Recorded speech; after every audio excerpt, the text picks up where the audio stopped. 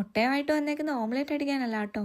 Easter ഒക്കെ അല്ലേ, അപ്പം എഗ്ഗിൻ്റെ ഷേപ്പിൽ ഒരു ക്യാൻഡിൽ ഉണ്ടാക്കിയേക്കാന്ന് വിചാരിച്ചു. മുട്ട പൊട്ടിച്ച് ഇങ്ങനെ മാറ്റിയ സ്ഥിതിക്ക് ഇന്ന് ഡിന്നറിൻ്റെ കാര്യത്തിൽ ഏകദേശം ഒരു തീരുമാനമായിട്ടുണ്ട്. അതെല്ലാം മാറ്റിയിട്ട് ഞാൻ എഗ്ഗ് നല്ലപോലെ കഴുകി തുടച്ചെടുത്തിട്ടുണ്ട്. ഞാൻ പണ്ട് ഓൾറെഡി ഒരു ക്യാൻഡിൽ മേക്കിംഗ് കിറ്റ് വാങ്ങിയിട്ടുണ്ടായിരുന്നു. അതിൻ്റെ കൂടെ കിട്ടിയ തിരിയും വാക്സും ഒക്കെയാണ് ഞാനിവിടെ യൂസ് ചെയ്തേക്കുന്നത്.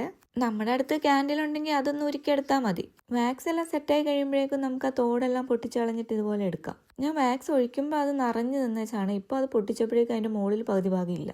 എഗ്ഗ് വാങ്ങിയപ്പോൾ കിട്ടിയ ഹോൾഡ് കട്ട് ചെയ്തെടുത്തിട്ടാണ് ക്യാൻഡിൽ വെച്ചേക്കുന്നത്.